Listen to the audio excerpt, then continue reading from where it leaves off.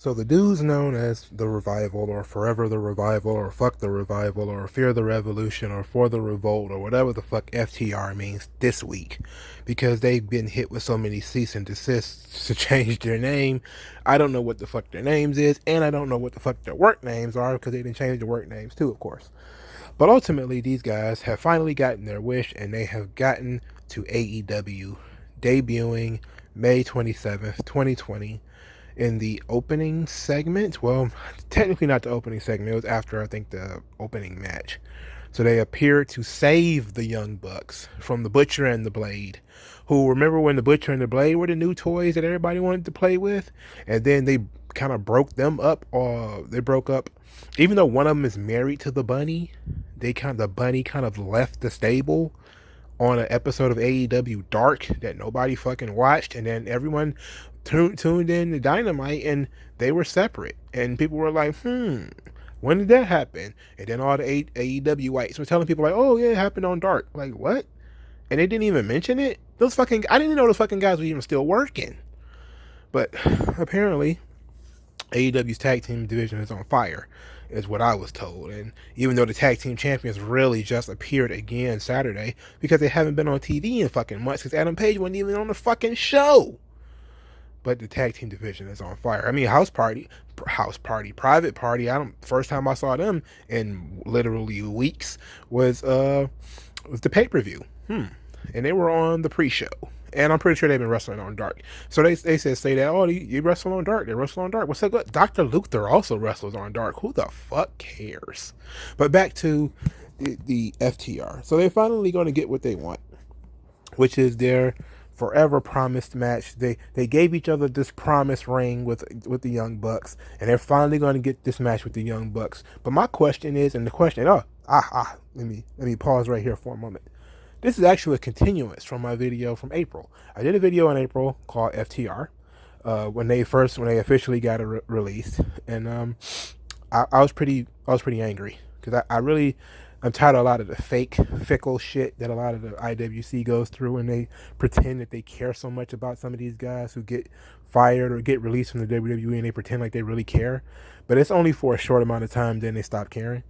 Since the Revival have gotten released, we've seen this almost a similar thing going on with the Brody Lee, when a lot of people were so excited about Brody Lee. Oh, they were so excited. And then 2 weeks later, they were like, oh, why is he Brody Lee trying to be like Vince McMahon? What is going on here? 3 weeks later, oh shit, Brody Lee, he's kind of, he's not really all that cool. 4 weeks later, oh well, blah, blah, blah, blah. Now some people try to pretend like he had a great match against Jon Moxley, but for the most part, most people have kind of tuned out this whole Brody Lee thing. They've been pretending to give a fuck about Brody Lee, but they don't. They couldn't give a flying fucking fruitcake about fucking Brody Lee. They don't care. They don't fucking care. And they don't give a fuck about the Revival either. The point is that once they get these matches with the Young Bucks out the way, which probably, let's say they're not going to be the very first match. They're going to be the first feud, but they probably won't be the very first match. They probably try to wait until there's a crowd, because that would be the smart thing to do. I mean, you should have waited to debut them too, if that's going to be the point. But they're going to let them probably beat up on maybe the Butcher and the Blade and a couple of other stupid teams that don't make no sense. Maybe bring in what's that team that's the number one contenders now, even though they've only been partners a couple of times? Kip Sabian and Jimmy Havoc. Yeah, they probably beat up on those guys. The twink and the sadistic goth dude who can barely move without breathing super heavy into the ring. But hey, I'm 100%. If everybody's happy, I'm happy. I'm so glad the Revival finally got what they fucking wanted, but they didn't. I did not feel it. I looked at that segment and I was like, okay, I don't see it. They didn't see. The thing is, a lot of people, and this was really weird, Ryan Satin really kind of played into this. One of the Revival members, I'm pretty sure it was the bald one, I don't know which one it was, but he did the hey yo moment, right? He put it on Twitter, hey yo, I guess in reference to Scott Hall jumping ship from WWF to WCW on this exact date. The exact date was May 27th, 1996, or something to that effect. And Ryan Satin kind of caught on to it and played into it. And I kept thinking to myself, Are the Revival really like Scott Hall? Is that what I'm supposed to be? Is that what I'm supposed to get from this? That the Revival are high level talents? Like, no, no. They walked into mostly empty arenas. I mean, Razor Ramon didn't have that problem. Razor Ramon didn't have the empty arena cricket problem. They didn't have it. No matter how much the WWE pushed the Revival, nobody cared about them. You know, again, the Revival are good hands. They had good matches with good teams. Yes, they had good matches with DIY. Yes, they had good matches with American Alpha. They had good matches with New Day. They had good matches with the Usos. They had good matches. But those teams could have had good matches with anybody. What the fuck did the Revival actually do to get over? What they did to get over was, one, impress fucking Jim Cornette. Two, impress the fucking Young Bucks. That's all they did. That's all they did. That's the source of everybody being so excited about these guys, is that, oh, hey, you know, the Young Bucks really liked them and want to wrestle them, but they were in WWE, and well, it was like what is it called, star-crossed lovers. It was like, you know, the Young Bucks and the Revival were star-crossed lovers, that, you know, they were like pen pals, you know, they were on the other side of the universe, but now they're in the same place, right? So now they have to actually act on it. They actually have to do something, right? They actually have to make it good. Now let's see if this actually turns out to be any good. Now it might end up having a good match, you know. The style, the Young Bucks will alter their style in order not to embarrass FTR. I'm almost certain of it, because, and I don't mean that as far as like the Young Bucks are just so much better than them that, you know, if the Young Bucks were to wrestle their own style, they would, you know, destroy them or anything like that. That's not what I mean. What I mean is that the Young Bucks, when they try to prove a point, they alter their style, right? So, you know, people have like, one of the better tag team matches that they made was that extra long. I don't know if the match is goddamn 40 minutes or what, but the Young Bucks versus Paige and Omega. The Young Bucks actually altered their style in order for that match to work. They'll do it again for the Revival, but we won't see. Okay, what we won't see is the Revival actually carrying their own weight in this match. I just don't believe it. Now, the Revival are good. They're good, you know, brawler, technical, team style guys, but they're just good hands. We'll see if they can actually bring the thunder as far as personality is concerned. Now, they're always going to have that initial bitterness. Okay, that initial bitterness is the volcano. You know, you leave WWE where you're creatively stifled and upset, and then your first promo is you're going to take jabs at the WWE, and you're gonna flame, and but when that flame burns out, then what? I mean, it's the TNA syndrome, right? TNA used to have this same problem. Guy would literally jump from SmackDown or developmental and go to TNA and be in the ring for 10 minutes talking about how much he hated the creative and hated the company and hated everybody, and then 3 weeks later they would push him like as a top guy for about a month or two, and then he settled on down in the mid card, and he settled on down at the bottom.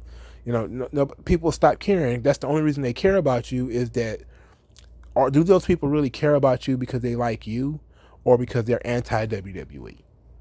And a lot of people have not figured that part out yet. They still think that, well, there's legitimate like for a lot of these people. But a lot of this stuff is just generally they don't like WWE and they want to see what else you can do. But if you're not impressive right out the jump, let's say that the Revival have a bullshit match, the Butcher and the Blade. Let's say that match sucks. Okay, let's say that the Elite bought a bad bill of goods, and they bought a couple of lemons. They're still going to try to carry it, because the point of signing them was to get them in the match with the Young Bucks. That's the point. So even if it turns out to be shit, they're going to drag their asses to that point. Just like Scott Steiner. We know when WWE signed Scott Steiner in 2002, they knew Steiner wasn't in good shape. They dragged Steiner's ass into those matches with Triple H, because that's what Triple H wanted. Right, that was the whole point of signing Scott Steiner, was to get him in those matches with Triple H. That's what they wanted. They didn't care about anything else, because you see what happened afterwards, right? After Steiner had those two matches with Triple H, they were fucking awful. They booted his ass out of the main event. They got rid of him. There's no reason to believe that the revival is not going to happen the same way. Look at what just happened with Brody Lee. They gave Brody Lee his title match. He didn't even show up on the May 27th episode of Dynamite. Not a promo, nothing. Nothing. So something's going to change. So my question is, what the revival wrestle the Young Bucks? I give it 2 or 3 matches. They're going to have a series. Probably the first match is going to be on pay-per-view. Second match probably be on another pay-per-view. And the third match will probably be on TV. They probably have Iron Man tag team match or something like that. But then what? What do they do then? Once they blow their load and they get the tag team match, they're going to start hoping for something else. There's going to be some other toy in the WWE box that the AEW fans want. I've already heard that it was Adam Cole. They just swear up and down Adam Cole is leaving. But, I doubt Adam Cole actually goes anywhere. But that's not the point. The point is that the moment somebody leaves, there's always a new toy that they want. And they're not even done playing with the one that they got yet. Like the AEW fan is not even done with Brody Lee yet. He's only been on the roster a month or two. Okay, why are they so eager to have more WWE guys coming in? But I saw that somebody said that these guys is becoming like a lot like Nitro, and that AEW Dynamite is starting to look like Nitro, and that should not be a surprise. It was looking like Nitro from week number 1. Okay, so most of us are not surprised that you get Nitro vibes from Dynamite. It was literally week number 1. But the revival, whatever they call themselves, FTR, I will see where they settle as far as names are concerned, because I have no idea what their names are, and they keep getting sued by various teams from other places. So we'll see what their names actually end up being, and we'll see how good their matches with the first match, which is probably going to be Butcher and the Blade, probably next week, which will be June the 4th, or June the 3rd, one of the two. Is it June the 5th? Well, it's between some point between the 3rd and the 5th. We'll see how good it really turns out. But for me, wait a minute. Yeah, or something to that effect. We'll see. We'll see how the Butcher and the Blade thing turns out, and to see if the Elite bought a lemon or not. Because I can pretty much tell you, once they have those matches with the Young Bucks, the interest in them are going to dwindle. And it's going to be me making FTR number 3 saying, I told you so.